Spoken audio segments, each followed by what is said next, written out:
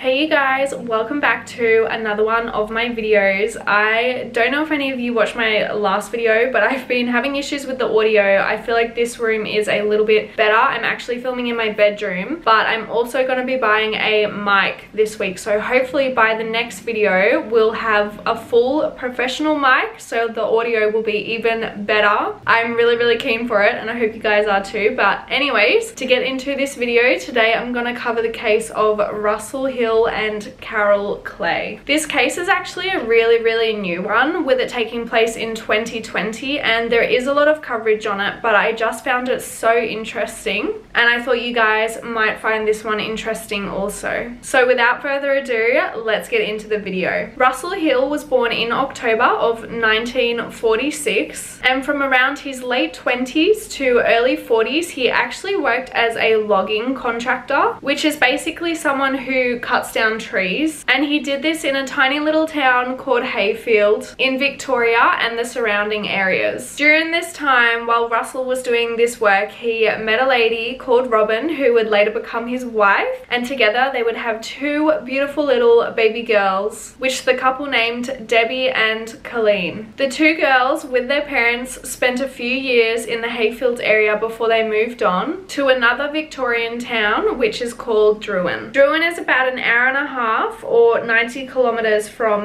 Melbourne's CBD. It's considered part of the West Gippsland region, and it's more of a rural town. I feel like I've covered a lot of rural towns recently, and Druin is definitely bigger than the towns I've covered, with a population close to 20,000. Housing is reasonably affordable, at least now. I'm not sure what it was like back when Russell and his family moved there, but I'm sure it was probably similar. One of the reasons Russell was drawn to this place is because he loved the outdoors. He loved it. He got so much joy out of camping, and he did it a lot, so he really knew his stuff. After he had retired from working full-time, it became something that he could focus on, whether it be researching new places he could go, or researching what the best camp gear was, or researching the best way to set up his campsite. Russell just loved all of it. He would go all over the place to camp, and sometimes his family would go with him, but a lot of the time they wouldn't. Like I said, Russell loved camping, so even if his friends and family didn't want to go, he would go by himself. One place he would go in particular was called the Wonnangatta Valley. The thing about Australia is it's a very big country. To put this in perspective, we can look at Brazil. Brazil and Australia have roughly around the same size land mass, but while Australia's population is only 25 million, Brazil's population is around 213 million. So there's way more people in Brazil, and the reason for this is because in Australia, around 85% of people here live within 50 kilometers of the ocean. So if you think about how wide, how many thousands of kilometers across Australia is, and 85% of all of us live within 50 kilometers of the ocean, there is a lot of space in Australia that is practically empty. And why this is important is because Wonnangatta is one of those places, inland Australia, that literally has a population of 0. No one lives there, or at least no one with an actual legitimate house lives there. So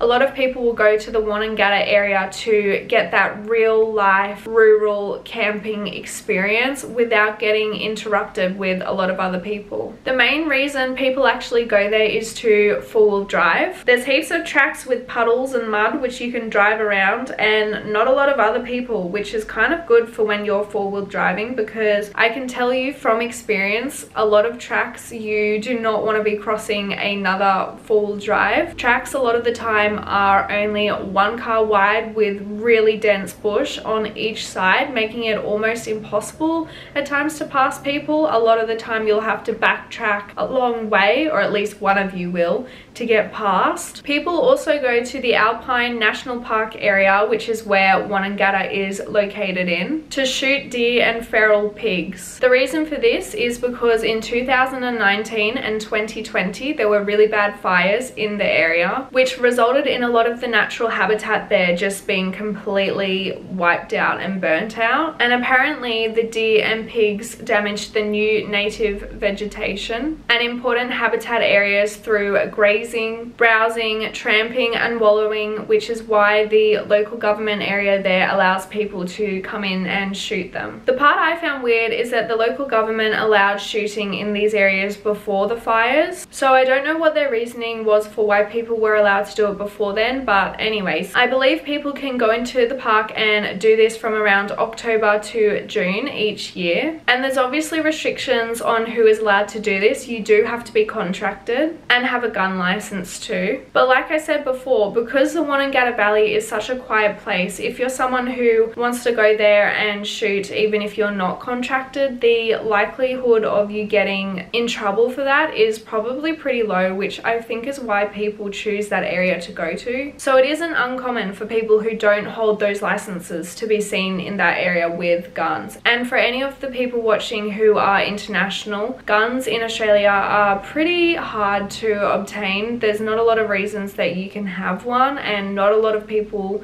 that I know actually have one. In fact, I think only one person that I know of has a gun. But back to Russell, he truly loved the valley because it was just so beautiful. It truly looks like something out of a movie, and because no one's really around, it's so peaceful, and this made it even more appealing for Russell because he didn't like crowded places. He never had. There's little streams that run through the valley, as well as a whole bunch of animals including deer, wombats, wallabies, lyrebirds and koalas that can be seen around. I'm not much into camping, but looking at this place kind of makes me want to go there. It just seems so zen. March 19th, 2020 was the start of another camping trip for Russell. By this point, both of these kids were out of home. They actually both had kids of their own, and so Russell said goodbye to his wife Robin and he set off from Drouin on this 5-hour trip all the way to the Wonnangatta Valley. Robin didn't really want to go on this trip because she wasn't as keen on camping as Russell was, but he'd gone alone many times before, so she wasn't too worried about him going. She knew he would be okay. It was routine for him to radio her each night also because there wasn't any phone service there, and I suppose this was probably another reason why she felt like it was okay for him to go, because it's not like she wouldn't hear from him for a week. She would have contact with him each night. And Robin didn't know what date he was coming home because, like a lot of other camping trips, he would just set off and then return whenever he wanted. By this point, he was in his mid-70s, and so there wasn't really anything holding him back at Drouin that he had to get back for. And so he would just go and come back whenever he felt like it, which was usually about a week after he left. When Russell set off on this adventure, he travelled via Licola, spending one night at Howitt High Plains before heading into the Wonnangatta Valley on March 20th. He was able to get into this isolated spot really easily because he drove a four-wheel drive, a Toyota Land Cruiser, and when he got there, he set up his campsite and then proceeded to play around with a new drone that he had. This new drone was like his new exciting toy, and he was just so keen to see the Wonnangatta Valley from above because he never had before. So he did this before making contact with his wife Robin on the radio. He talked to her a little bit about the nice time that he was having there before mentioning that he was having a few troubles with his radio. I actually couldn't work out what these troubles were specifically, but he did mention it, and then him and Robin spoke a little bit more before eventually they hung up. Do you hang up a radio? I suppose you wouldn't hang up on a radio. I don't know what the term is for that, but they ended the call. Russell also had other friends that he would radio when he was away on these trips. I believe there was like a group of them that would just radio each other and chit chat about whatever. I don't know. I suppose they all enjoyed camping, so they had that in common. But he spoke to one of his friends, Rob, and they chatted a bit. Russell had mentioned that within the next few days he wanted to move his camp a little bit further down to a town called Dargo, which is a tiny little town that in 2016 had a population of 99. Rob said that Russell seemed really keen to get to this town in the next few days, but for that night he was pretty tired after the long drive, and so around 6:40 Rob and Russell ended their conversation, and sadly this would be the last time that anyone ever spoke to Russell Hill. The following day, so Saturday the 21st, Robin and Rob both started to become a little bit concerned because in the afternoon when it came time for Russell to make contact with them, he actually didn't. He had mentioned to his wife about having the radio issues and she knew he was an experienced camper, so although she was a little bit worried, she was sort of just hoping for the best. She decided to wait and see if he called her the following evening, which was the 22nd, because she wanted to believe his silence was something completely explainable, like a broken radio. That following night was a Sunday, and again, unfortunately, like the previous night, there was radio silence from Russell. And this is when Robin started to panic because it wasn't like Russell to miss 2 nights radioing in, and so she decided to let her daughters know, and the 3 of them together felt like it was the right time to contact the police and report him missing. Because this location is so far out in the wilderness, it took police a little while to get to the Wonnangatta Valley, but when they did, they were instantly concerned. The whole of Russell's tent was burnt out and it looked like all the camping chairs and everything else he had brought had been put inside the tent before it was burnt. His Toyota was there and had scorch marks all down the side, and when police looked inside the car, they actually got another shock. Russell's wallet contents were all scattered through the car, but police noticed the wallet contents of someone else as well, a lady by the name of Carol Clay. This lady was also older. She was 73 and she lived not that far away from where Russell lived. And from the information available at the time, police were able to theorize that Russell and Carol had been camping together. But interestingly, neither Robin or Rob had mentioned that Russell was with someone else when they had contacted police. So who was this Carol Clay? Police, of course, went to Robin and her daughters and asked them if they knew anyone by the name of Carol Clay, and when they got asked this, they were definitely shocked. They did know a Carol. She was a longtime family friend who they thought was just that, a friend. None of the Hill family were aware that Russell was going away with Carol, and when police did a bit more digging, the relationship was confirmed when they spoke to Carol's sister Jill, who told police that she actually knew about the relationship that Russell and Carol were having. Jill said that Carol and Russell's relationship had been going on a very long time, and I'm talking years and years. And Carol had told Jill of a few times previously when Russell and her had gone away on camping trips together. But while Jill was well informed of this relationship, Carol and her daughters had been left in the dark. I can't imagine how hard it would be to find out that your husband is missing but also cheating on you. I feel like I wouldn't know how to feel. Angry because I've been cheated on, but then distraught because my husband is missing, and then confused because I really care about him, but then also just so angry. I just feel so bad for Robin. But let's talk a little bit more about Carol Clay and the person that she was. Carol honestly seems like your classic sweet granny. She was part of the Country Women's Association, which is a group that was formed in 1922, and according to Wikipedia, its aims are to improve the conditions for country women and children, and to try and make life better for women and their families, especially those women living in rural and remote Australia. The organisation is completely self-funded, and to be honest, it seems like a really nice organisation, and Carol really poured her heart and soul into this association. She had been labelled as a Member of Honour of the CWA of Victoria, a past state president, a past group president of the Gippsland Hills group, and a past member of Berries Creek branch. She spent countless hours dedicating time to that association because she was just that sort of person. She loved caring for others. She loved to make others happy. Carol's sister Jill said she had a big, happy personality and she always lit up whatever room that she was in. Police were determined to get to the bottom of this case though and work out where Russell Hill and Carol Clay were, and at this point there were quite a few theories flying around in the media. One was that the two secret lovers had decided to run away into the bush together and start a new life, but there was a few issues with this one. Firstly, there was no money missing from either of their accounts. Both their cars were accounted for as well as their belongings, and this couple was 73 and 74. It's not like they can just run off into the bush and live their lives. You know, they're not young. 73 isn't that old, but you're not as mobile as you once were. And on top of this, Carol had health issues that meant that she needed to see a doctor regularly, so this theory just didn't add up. The second theory was that they went on a hike and got lost, but why was their tent burnt if so? And if they'd gotten lost, they probably wouldn't have lasted long, and there was no bodies found anywhere near the campsite, so again, this theory didn't make the most sense. And this meant that police were led to believe that there had been foul play involved. Robin, of course, was looked into but cleared pretty quickly. It was proven that when Russell went missing, she was in the Drouin area. And also, police were pretty sure that she hadn't known about the cheating before they went missing, based off the reaction that she had when police told her. So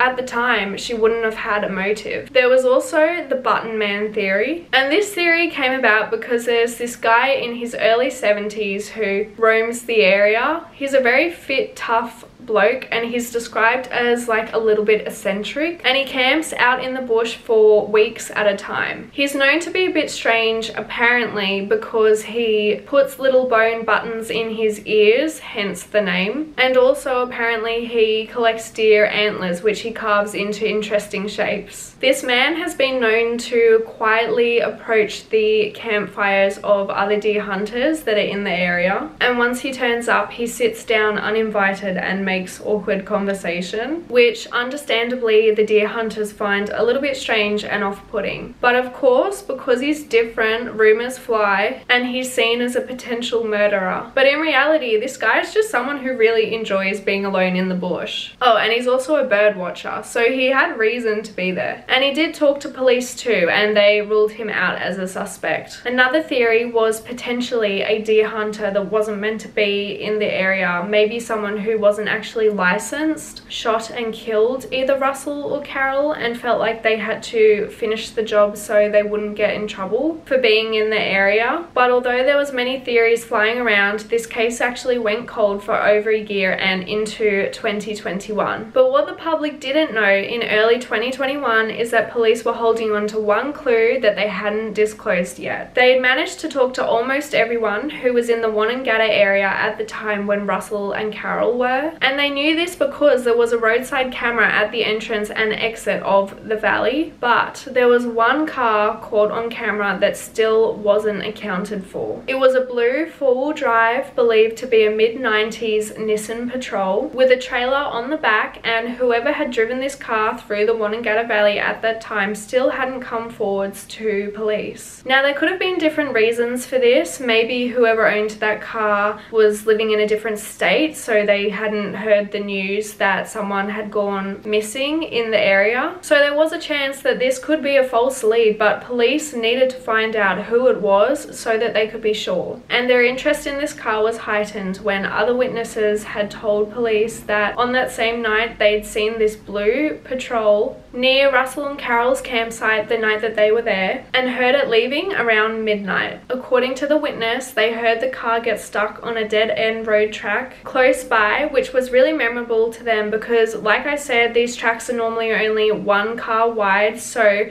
whoever was driving this car had to do like a 20-point turn to get out of the track that they were on. And the thing is, at midnight when you're hearing a car close by to you doing a 20-point turn, I feel like you're gonna remember it. Now, because this case is still really new, all the information I have from this point on is very fresh, and I'm sure there will be updates after I make this video, but here is what I know so far. In mid-November of last year, so 2021, there was a major breakthrough in this case when police arrested a man by the name of Greg Lynn and charged him with the murders of Russell Hill and Carol Clay. He owned a beige Nissan Patrol, which police also impounded at the same time. 55-year-old Greg Lynn is a married father of three, which lives in Caroline Springs, which is about 40 minutes out of Melbourne CBD. Police actually waited until he'd set off on a camping trip to enter his house and question his wife and son that lived there, and they then arrested him from a remote camping spot in Gippsland, which is about 4 hours east of Caroline Springs where he lives. Greg worked as a pilot for Jetstar, which he did up until his arrest when the company decided to let him go, and he is currently housed in Melbourne Assessment Prison where he is awaiting trial, which will take place in May of this year. year 2022. I'm sure you guys have a lot of questions about the connection between Russell Carroll and Greg, and so far it seems like there wasn't one. This murder was completely opportunistic, and I personally believe that's why it took so long for police to make the connection and make the arrest. From what we know so far, it seems like Greg literally just saw the opportunity to murder a couple and took advantage of it. And again, from what we know so far, it seems like this was Greg's first murder, which I found really interesting because it's very uncommon for someone's first offense to be when they're in their 50s. That same week, in November of 2021, police actually informed the public that they had found the two bodies of Russell Hill and Carol Clay. Human remains had been located in East Gippsland, which is about 30 kilometers away from where Russell and Carol had last been seen alive, and interestingly, it's also where police made the arrest of Greg. Like, that's where he'd gone to camp again. Their bodies had been found buried along one of the many four-wheel drive tracks that are in the area. Police could tell the couple had been shot and then their bodies burned before being buried, and police believe Greg put those bodies in that trailer that his blue Patrol, which was now beige, had been seen pulling on that CCTV footage on the roadside. There's still a lot of unanswered questions on this case, and I know I will be following it really closely because I really want to know more about why he did it. My only theory is that Russell potentially flew his drone over Greg's campsite and uncovered something that Greg didn't want people to see, because Russell's drone was and still is missing, but I really don't think that would be enough to murder a couple. Yeah, I really have no other ideas, so you guys will have to comment your theories below. But with that, I come to the end of this video. I feel like this video is so unfinished because there hasn't been a trial yet. Greg Lynn hasn't been sentenced yet, and I will definitely link any updates that happen in the future down below. As always, thank you so much for watching. Please subscribe if you want to. I'm getting so close to 1,000. I'm so excited. I hope you're having a wonderful day wherever you are, and hopefully I will see you in my next one.